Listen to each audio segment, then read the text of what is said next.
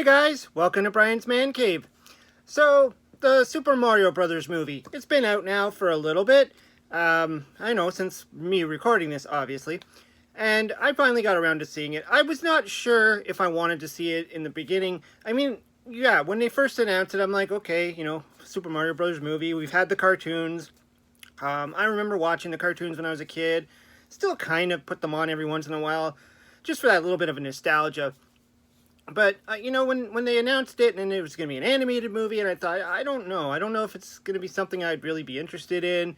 I wasn't 100% sure. And then I saw the first few ads that came out for it. I'm like, you know what? It does kind of look entertaining. Maybe it was on my maybe list of I'll either watch it in the theater or I'll wait till it comes out on streaming. But anyways, my daughter wanted to see it, so we went to see it. And I was glad I did, because there was so much in that movie that just I was so surprised to see. So I thought I would do a little video on that, 5 things that I really enjoyed about the movie, or really liked about the movie. So let's start with number 1, the game reference, the video game references. Those were the things I was really surprised to see. I thought this was going to be more of like a, just taking the concept of Mario, just making a whole movie based on Mario doing stuff. But they went and they threw in a lot of references. So, right off the bat, if you haven't seen the movie yet, at this point I would stop the video, come back later, because I'm going to give spoilers. I'm going to talk about what happened in the movie. So if you don't want any of that ruined, don't watch this video. Well, watch it when you're done seeing the movie, then come back. Anyways, so yeah, the nostalgia. So in the very beginning, you see Mario. They kind of introduce him and his family and stuff like that, and Luigi. They do a homage to the original cartoon, which was cool for their little commercial. And then you see him in the restaurant, and he's playing on what looks like a Donkey Kong machine, but obviously it's not Donkey Kong. They call it Jumpman. And you actually see a character that looks like Mario did when he was in the original Donkey Kong, which I thought was really cool. Like, it was just a really quick, he just kind of says something to Mario, and you're like, oh my goodness, that's like the original Mario. That was when they called him Jumpman. And then you see references to that arcade later on at the end of the movie, and you actually see that it's titled Jumpman, which is what Mario was called when he was in Donkey Kong, the original Donkey Kong. So I thought that was cool. And then there was another incident, or a scene, I should say, when he's playing Kid Icarus. I thought that was awesome. He goes to his room, he's sitting there, he's playing on a Nintendo NES. You can see the Nintendo, and he's playing Kid Icarus. It's clearly that game. And this is a hard game. I mean, I said that to my wife when we were watching. I'm like, that game is hard, but it was just cool seeing that in there.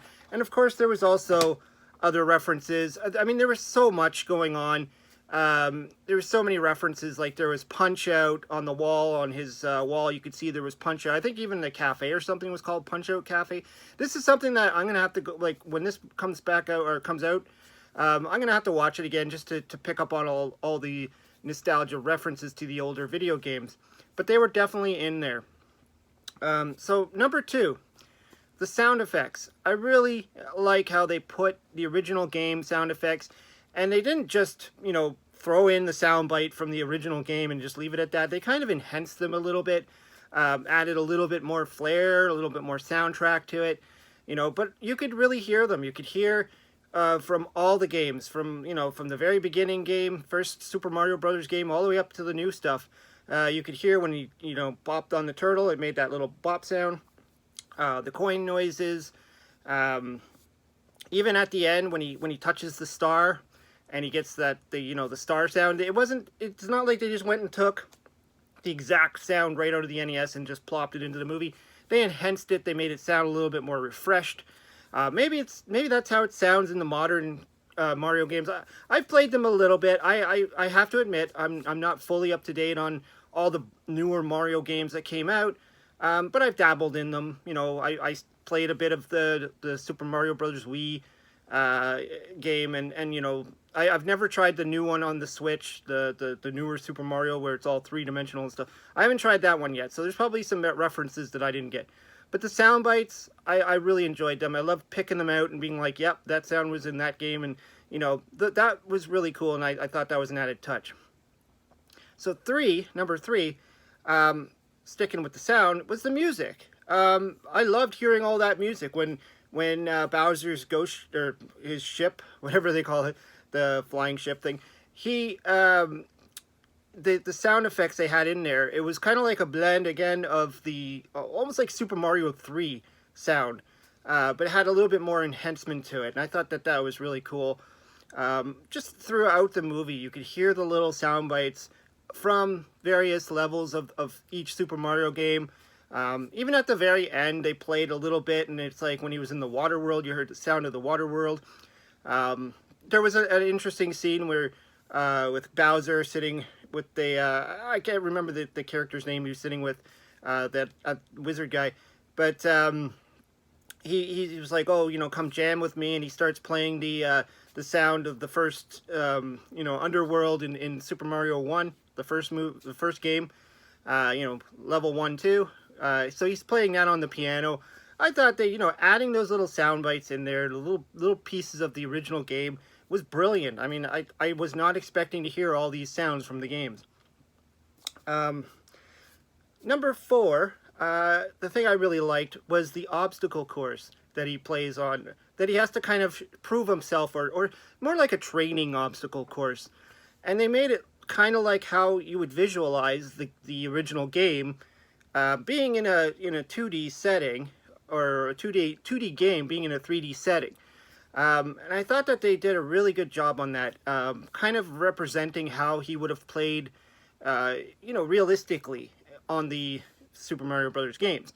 Where he's running on the bricks, and then you got those things that were spinning that were representing the fireballs. You got the chain chomps coming at him. All the donut holes that fall when you jump on it. And the clever way they implemented the items, where he takes the mushroom, it turns him into something, and then if he falls, essentially dies, which was what would happen in the game when you die. But in this here, you're not dying, you're just losing your superpower, obviously.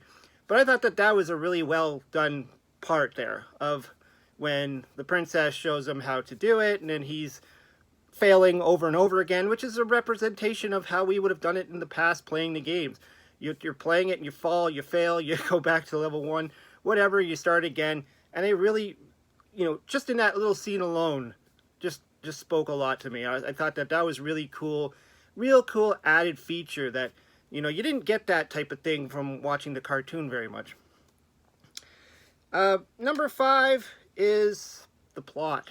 Now, this was something I was curious as how they were going to, do this movie. What was it going to be about? And I thought they did a really great job in the character development, introducing the characters. They start off, they show Mario and Luigi doing their animated thing, or whatever it is at the beginning, the commercial. They kind of like take pieces from the original Super Mario Brothers Super Show, the song and everything, and then they do their little thing. And then they speak to their former boss, who, again, another reference to classic video gaming, was from this, Wrecking Crew. And, I picked it up right away. But, some people might not, the younger audience. And that was one thing that I was really thinking about when I was looking around. And I'm seeing all the, there's probably a lot of fathers there, mothers too, who might have played on the original Nintendo when they were younger, or on the original arcades. And now they're sitting there with their kids who... They're not going to pick up on all the classic references, but they might pick up the new references, and vice versa. The parents who grew up with this stuff will remember this, and then go, I don't get the rest of it. And that's what I was thinking, the Wrecking Crew reference. And you could actually see in the guy's hat, it says Wrecking Crew, and he's got the hammer. And, it kind of pays another homage to Mario pre-plumber era, and essentially what he was in Donkey Kong, being a handyman. And I guess in Wrecking Crew he was the same kind of idea. He was kind of like, he wasn't a plumber. He didn't be, as far as I know, he didn't become a plumber until Mario Brothers, the first game that ever came out. Not Super Mario Brothers, but Mario Brothers. When I think that's when he became a plumber. But anyways, the development of the plot and how they kind of introduce each character. Like Toad, I think they kind of rushed him. He was just sitting there. He's like, oh, hey, I'm Toad. Now I'm your best friend. That was a little bit off. I think they could have done a little bit more, buff and polish on his character.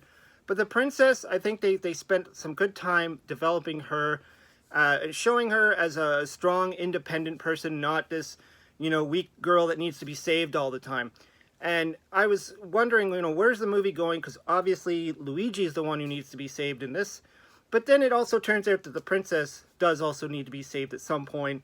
But she, in the same time, is the hero at, at many points. She is the hero of the story because she ends up saving them. And so I thought that was well done.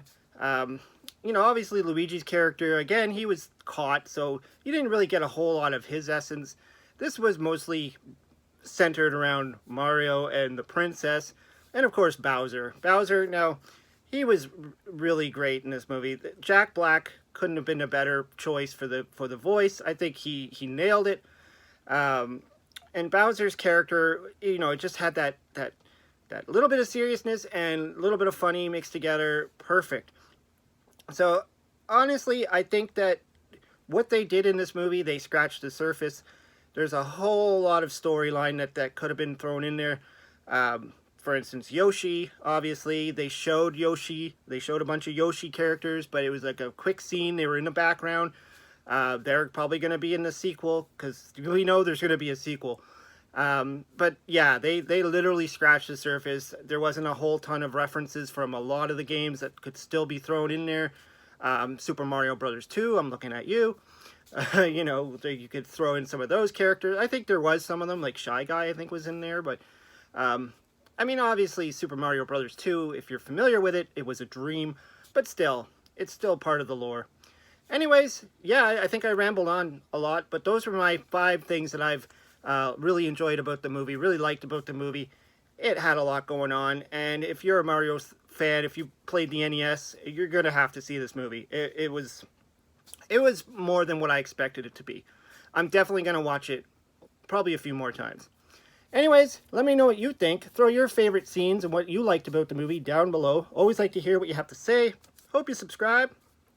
Talk to you later.